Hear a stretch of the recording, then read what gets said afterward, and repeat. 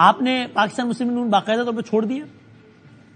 دیکھیے باقاعدہ سیاسی جماعتیں آپ کیسے چھوڑتے ہیں؟ کوئی پریس کانفرنس کرنے سے نہیں جماعت چھوٹتی. جب میں نے کہہ دیا کہ میں الیکشن نہیں لڑوں گا، ایک جماعت کی سیاست سے اتفاق نہیں کرتا، میں یہی بات کروں گا. میں نے جسے ایک سے ہوتا ہے نا کہ بھائی مجھے اپنی پارٹی سے، میں ایسی پارٹی کا حصہ ہوں، بہرحال طرز سیاست اختلاف ہے. ایک ہوتا ہے نہیں بھی میں پارٹی چھوڑ رہا ہوں.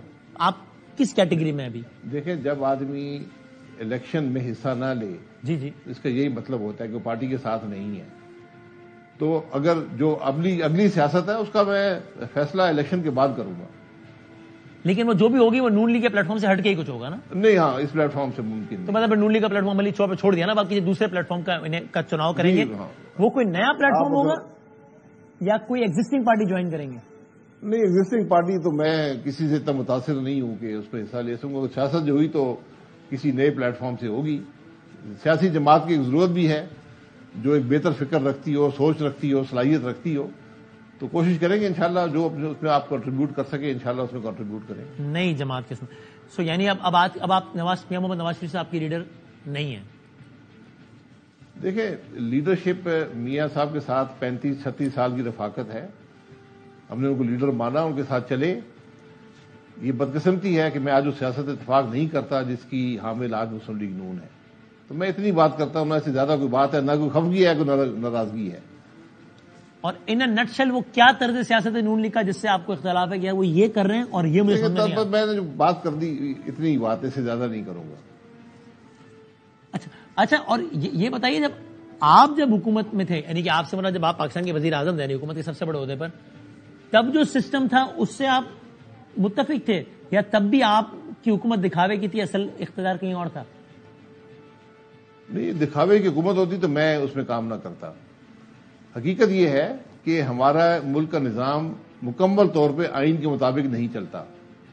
جو لمبے عرصے ماشاء اللہ کے رہے ہیں، بہت سی ایسی روایات، ایسے نظام پیدا ہو گیا ہے جو آئین سے مطابقت نہیں رکھتا. لیکن اگر کوئی وزیر اعظم یہ کہ جی مجھے چلنے نہیں دیا گیا تو میں اس بات سے اتفاق نہیں کروں گا، کیونکہ یہ یقیناً کچھ آپ کو اس میں کنسٹرینٹس ہوتے ہیں. آپ کلی اختیارات کے مالک نہیں ہوتے. ہماری یہ خواہش ہوتی ہے ہر وزیر اعظم کی کہ میں ایک بادشاہ کی طرح کلی اختیارات کا مالک ہوں. پارلیمانی نظام اس کی اجازت نہیں دیتا. آپ پہ چیکس اینڈ بیلنسز ہوتے ہیں، اور ہمارے ملک میں ایک extra constitutional checks and balances بھی آ گئے، اور ایکسٹرا کانسٹیٹیوشنل بھی انٹرفیئرنس نظام میں ہے. وہ آپ کے زمانے میں نہیں تھی. 90% کام کرنے میں کوئی رکاوٹ نہیں ہے. تو اگر یہ کہ جی میں بالکل کام نہیں کر سکا تو میں اس بات سے اتفاق نہیں کروں گا. اور آخری بات یہ بتا دیں سر، اب یہ آپ کو کیا لگتا ہے اگلی حکومت جو بھی بنائے گا وہ آزاد امیدواروں کی مدد سے بنائے گا، پی ٹی آئی کے لوگوں کی مدد سے بنائے گا، وہ پارٹی وفاداری تبدیل ہوگی ان کی؟ نہیں، آزاد لوگوں کی ایک بڑی تعداد ہوگی جو حکومت میں شامل ہو گئی تو حکومت بنے گی. لیکن میرا خیال ہے کہ اکثریت ان کے بغیر بھی قائم رہ سکے گی. یہ میری ذاتی رائے ہے. 2-3 بڑی جماعتوں کا اتحاد ہوگا، ایک لوز کولیشن ہوگا اس میں. اور میرا خیال ہے جو اب نظام ہے کہ جو آزاد ہیں ان کو کچھ پارٹی کا بھی اعلان کرنا پڑتا ہے ایک عرصے کے اندر کہ ہم کون سی جماعت کے ساتھ ہیں. نون لیگ کامیاب ہو جائے گی سب سے زیادہ سیٹیں لینے میں، کسی بھی اور جماعت سے زیادہ سیٹیں لینے میں؟ یہ تو 8 تاریخ کو پتہ چلے گا. لیکن جس طرح کی کیمپین چل رہی ہے تو کوئی پتہ نہیں ہے کہ کیا ہوگا. یقین کریں ایسی کیمپین میں نے زندگی میں کبھی نہیں دیکھی. اور عجب نہیں ہے کہ ایک بار پھر پی ڈی ایم طرز کی حکومت ہو جہاں پر پاکستان کی دونوں بڑی سیاسی جماعتیں پیپلز پارٹی اور نون لیگ ایک ساتھ بیٹھی ہوں. جی یہ بالکل پاسبل ہے، بالکل پاسبل ہے. بلکہ یہ ان کو نہ بھی ضرورت ہو ایک جماعت کی، بڑی جماعت کی اس کے اندر، تو دونوں کو رہنا چاہیے، ورنہ ملک کے معاملات چلانا مشکل ہو جائے گا.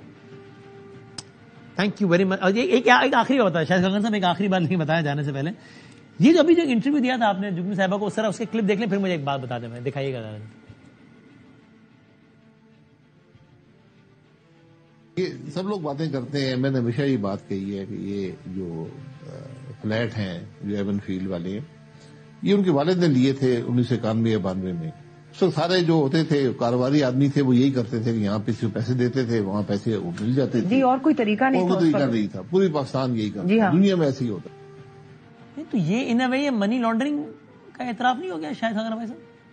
منی لانڈرنگ میں تو نہیں منی لانڈرنگ کی نا. منی لانڈرنگ آپ میں کم کہہ رہا ہوں، آپ نے یہ ان کی. دیکھیں منی لانڈرنگ یہ نہیں ہے. میں جو میری نالج ہے میں نے اس کو بیان کیا ہے کہ یہ کوئی کرپشن کے پیسے نہیں تھے، یہ کوئی اور طریقے کے پیسے نہیں. اس زمانے میں نظام ہی یہ تھا جتنے بھی لوگوں نے اس وقت باہر انویسٹمنٹ کی ہے یا باہر کوئی فلیٹ لیے ہیں، ان کے پاس یہاں پیسے ہوتے تھے، کوئی اور نظام نہیں تھا. اب یہاں ایک آدمی کو پیسے دیتے تھے، وہ وہاں پے کر دیتا تھا، بات ختم ہو جاتی. یہ پراپر لیگل چینل یہی تھا؟ اس زمانے میں انفارمل چینل یہی تھا. لیگل اس تھا؟ زمانے میں منی لانڈرنگ کا کانسیپٹ نہیں تھا، ٹیرر فائنینسنگ نہیں ہوتی تھی. ہر پاکستانی نے جو اس زمانے میں پراپرٹی باہر لی ہے یا انویسٹمنٹ کی ہے وہ اسی طریقے سے کرتا تھا.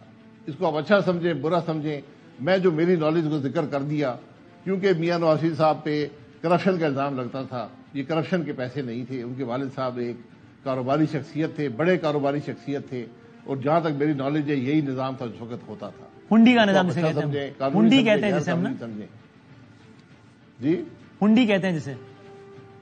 سر ہنڈی، سر اس زمانے میں ہنڈی نہیں ہوتی تھی، نظام ہی یہ تھا. جو اس کا آپ نام دے دیں، جو بھی نام دے دیں. آپ اپنے اسکول میں بچے جب ہوتے تھے ان کو فیس بھیجنی ہوتی تھی، ایسے بھیجا کرتے تھے.